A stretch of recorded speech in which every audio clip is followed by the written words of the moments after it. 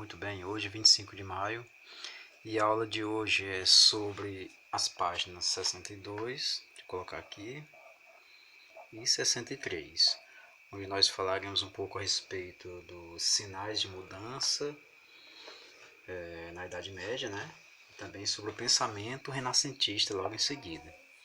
Então é o seguinte, o sinais de mudança na Idade Média, vamos compreender da seguinte maneira, ó. Como nós podemos perceber aqui no nosso material didático, a gente tem aqui a parte que vai falar sobre esses sinais de mudança, onde no início logo vai dizer que a igreja era dona da sabedoria no final da Idade Média. Quer dizer, quando chegou a Baixa Idade Média, as coisas começaram a mudar e a igreja não foi mais a chamada dona da sabedoria, né? Ou do conhecimento. E isso foi mudando exatamente porque estava surgindo um novo momento, né? O chamado Renascimento, que nós já vimos, e vamos compreender essa mensagem que o Renascimento trouxe de novidade, né? Aqui a gente pode perceber o seguinte, ó. A gente temos aqui algumas imagens, algumas fotos, algumas pinturas no caso aí, bem medievais, assim, as pessoas sérias, né? As pessoas sorrindo aí, carrancudas, porque é o seguinte, em certos momentos do ano, certos momentos, era proibido até sorrir durante a Idade Média, né? A pessoa não podia sair por aí com gaiatíssimo, com gargalhada, não, de forma alguma. Então é o seguinte, então a igreja tinha todo esse aparato rigoroso, né, para evitar que as pessoas se divertissem, sentissem um ar de graça, enfim, até esse momento seria exclusivo da igreja. Só que as coisas começam a mudar exatamente como eu vou falar aqui, prestem bem atenção. Só que as coisas começam a mudar exatamente por conta das novas tendências que estavam surgindo. Então, olha só, a gente aproveita para revisar. Ó. A Alta Idade Média foi, digamos, um momento de apogeu, de maior importância que a Igreja Católica tinha dentro do cenário da Europa, né? Aqui foi o momento de Santo Agostinho, né? De Santo Agostinho da filosofia patrística, né? Que falava só de condenação e salvação. Enfim, é uma coisa ligada a Platão, do mundo perfeito, a ideia do mundo perfeito contra a ideia do mundo ideal, né? O mundo natural, como dizer assim, o mundo natural é esse, o mundo do erro, o mundo do pecado, mas o mundo perfeito seria o paraíso. Então, só haviam dois caminhos, a condenação ou a premiação no paraíso. Então, o bem e o mal prevalecia aqui. E tudo quanto era de conhecimento levava essa vertente aí de bem e mal. Já na Baixa Idade Média, o que é que ocorria? Né? Estava terminando a Idade Média na Baixa. Então aqui a filosofia começou a mudar, a história começou a tomar um novo rumo e a nova tendência de conhecimento não era mais patrística, era chamada escolástica, que abriu as portas para muito entendimento, para muito movimento diferente do que existia. Aqui na escolástica o pessoal já leva mais em consideração as ideias de Aristóteles, de que não havia só dois caminhos, o bem e o mal, né? Havia também uma tendência de o caminho do chamado livre-arbítrio, em que a pessoa poderia escolher o seu modo de vida e seguir nesse modo de vida desde que não desagradasse a Deus, né? Ele poderia, por exemplo, utilizar a razão, mas sem perder a fé, viu? Ele poderia ter fé e poderia ser racional. Ele poderia, por exemplo, ser um cientista e poderia muito bem esse cientista ser religioso. Não tinha problema nenhum. Aqui não, aqui a razão era estava exatamente em oposição à fé, né? Então não haveria nada de irracional nesse momento da Alta Idade Média. A igreja prevalecia aqui o seu poder. A igreja resolveu então perseguir muito quem começava a abusar desse tipo de conhecimento. Embora ele adotasse as questões de Aristóteles com São Tomás de Aquino, que foi o principal sacerdote da igreja nesse tempo aqui, principal filósofo, São Tomás de Aquino, opa, não tem acento não, gente? Tomás de Aquino, né? a igreja teve alguns problemas e muita gente teve mais, porque a igreja começou a perseguir e a queimar a gente aí por conta de tanta libertinagem como elas consideravam. Então, livre-arbítrio, exatamente esse pontapé inicial que deu um rumo às novas, digamos assim, a uma nova fase de entender o mundo, né? Uma nova fase de compreender o que estava acontecendo, o chamado porvir, né? Então, o que que ocorre bem aqui? Terminando a Baixa Idade Média, começava a época das navegações e tal, enfim, a época dos tempos modernos, né? Navegações, e o que nós vimos também aquela questão lá do mercantilismo, tá bom, pessoal? Mercantilismo, o absolutismo, que também já começamos a estudar, e agora vem o Renascimento, dentro desse novo tempo, dentro desse novo contexto chamado de Idade Moderna. Né? Acabou a Idade Média, começou a Idade Moderna. Só que os renascentistas foram além disso. O Renascimento, eles acabaram criticando todo esse período aqui, chamando tudo isso aqui de Alta Idade Média, de Baixa Idade Média, de Idade das Trevas, Idade da Escuridão Perpétua, do conhecimento, que o conhecimento morreu aqui, né? Estava nas mãos da igreja. Por isso que no começo logo da página, já citamos logo a questão do conhecimento baseado no trivium e no quadrivium, que eram conhecimentos que a igreja transmitia nas escolas. Né? No trivium, que era a parte mais fácil, estudava-se gramática, retórica e lógica, enquanto que o quadrivium, que era a parte mais complexa, o pessoal estudava aritmética, geometria, astronomia e música. Então, só que isso aqui quem ensinava era a igreja, né? As pessoas em escolas normais ou convencionais não. Né? Bom, então compreendendo essa parte aqui, ficou tranquilo, então vamos ver aqui o seguinte. Ó. O Renascimento trouxe uma nova forma de ver, ou seja, ele condenava essas práticas medievais, né, chamando tudo isso aqui de Idade das Trevas, e começava a produzir uma nova forma de entendimento. Né, uma nova forma de entendimento, ou seja, renascer a cultura, renascer a cultura greco-romana, né? Greco-romana. Então preste bem atenção nessa aula, que ela é muito especial. Você acabou de ver um resumaço aqui, uma revisão geral da Alta Idade Média com a Baixa Idade Média, com as novas tendências da Idade Moderna e o Renascimento indo mais além, definindo as coisas e colocando, além do livre-arbítrio e da escolástica do São Tomás de Aquino, colocando o ser humano no centro de toda a criação, ou o homem no centro de tudo, com a ideia de antropocentrismo. Antropocentrismo. Vou dar um exemplo claro para vocês de uma das críticas mais pesadas que o Renascimento fez com relação à Idade Média e também, principalmente, com relação ao conhecimento passado pela Igreja Católica. Olha só, antigamente, dentro da Idade Média, até mesmo na Idade Moderna, a Igreja queria que todo mundo acreditasse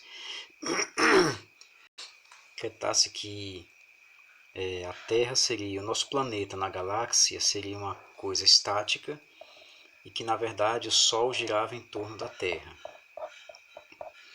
Ou seja, a Terra era o centro do universo. Sendo o centro do universo, essa ideia foi chamada de geocentrismo. Geo quer dizer mundo, Terra, tá, gente? Geocentrismo. E essa era a ideia que a igreja mais gostava, que ela adotava. Né? A igreja católica não brincava. Então, olha só.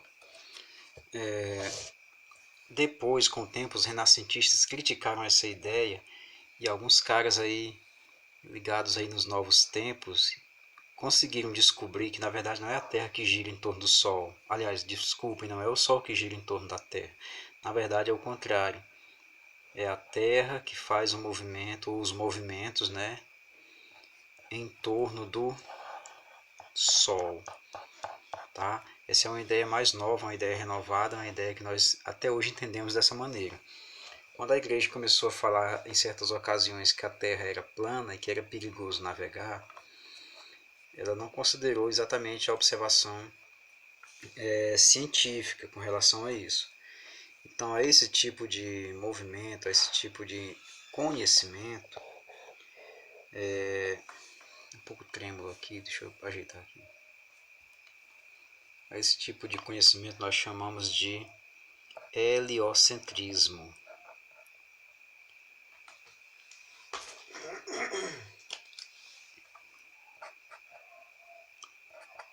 Heliocentrismo quer dizer o Sol no centro da galáxia, enquanto que os demais astros giram em torno do Sol. No caso Terra, no caso Lua, a Lua gira em torno da Terra, enfim, mas ela também vai girar em torno do Sol.